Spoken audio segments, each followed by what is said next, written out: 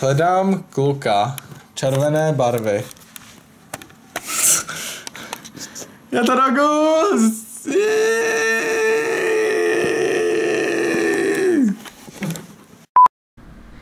Dámy a páni, já vám ukážu, proč s Dogem točíme tak málo, anebo z toho vznikne vždycky úplná chovina. My tady takhle sedíme, asi tak půl hodiny dozadu jsme si řekli, něco natočíme. A víte, u čeho jsme skončili? Koukáme na nesestříhaný video z Oculusu a Houzek má nalepenou nálepku Ment na ksichtu a tlevíme se tady na tom. Takže, kdybyste nám chtěli říct, proč pořád netočíme, víte proč.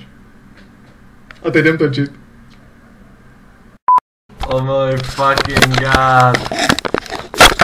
To je naše učitelka na angličtinu, má úplně OP tričko, protože tam má OMFG a pod tím je oh my funny god, jakože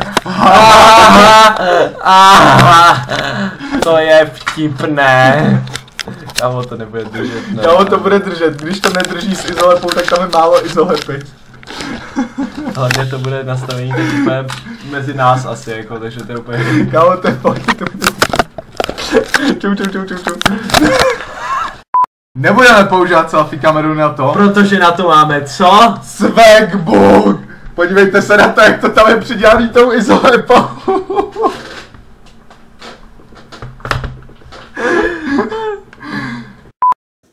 Ještě víš, kdo je tak sladký?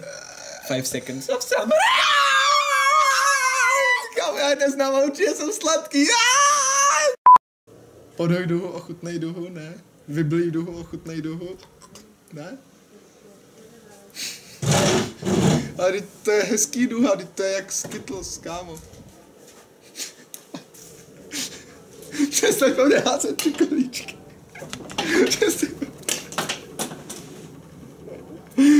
To znamená, že se mu to líbí. On to dává najevo trochu jinak.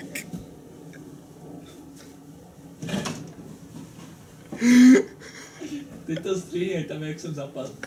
Dobře. Jo, tohle z tomu jsme teď dali 20, kurva, to je tak 40-palcový kola, úplně nový od BVS. Černý tlustý kola, kámo. Dali jsme tu úžasnou žlutou metalízu, kámo. Vypimpili jsme to, že to má zvonek, kámo. Který nefunguje! Oh, get the camera! Mám get the camera!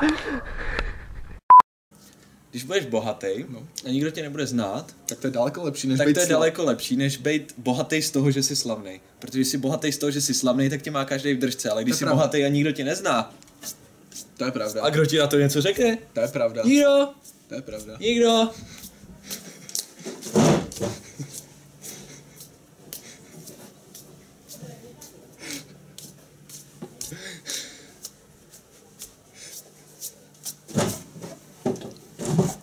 Dej si.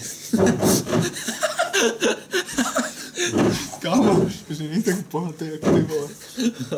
To si taky vezmu, kámo. Tak děkuju. Naschledanou. Čau.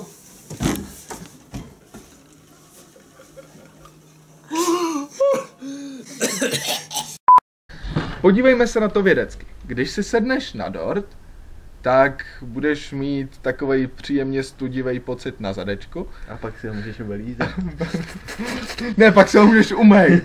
Pak si ten dort můžeš umýt. Žít v New Yorku nebo Los Angeles, ale New York, ne, LA je lepší, New York je moc peněz, ne, New York, ne, nebudeme tak 12 letý týnky.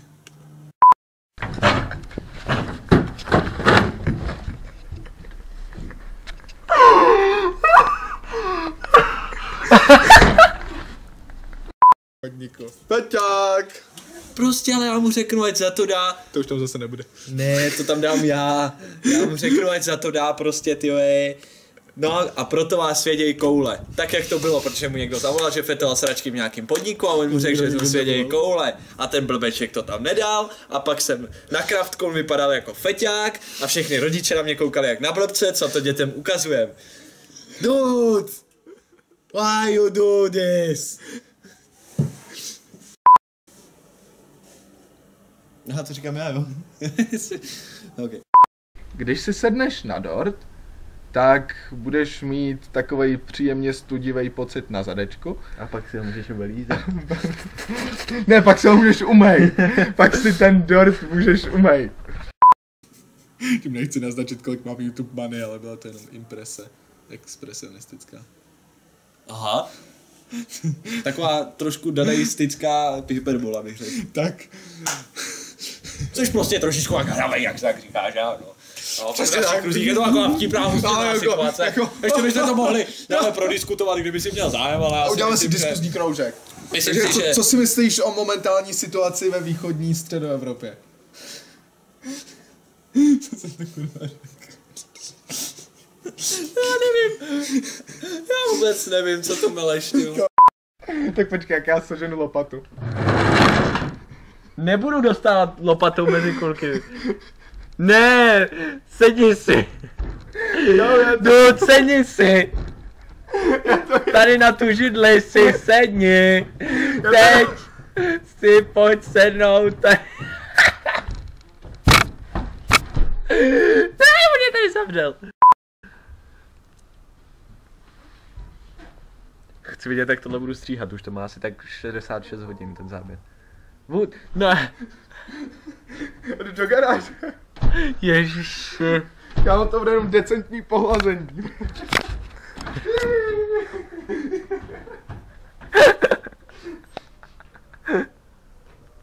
Jsi taky decentní pohlazení, ty vole.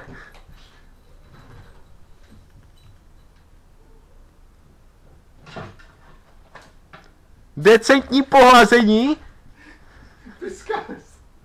To se pozral, ne? Nebo cestovat časem.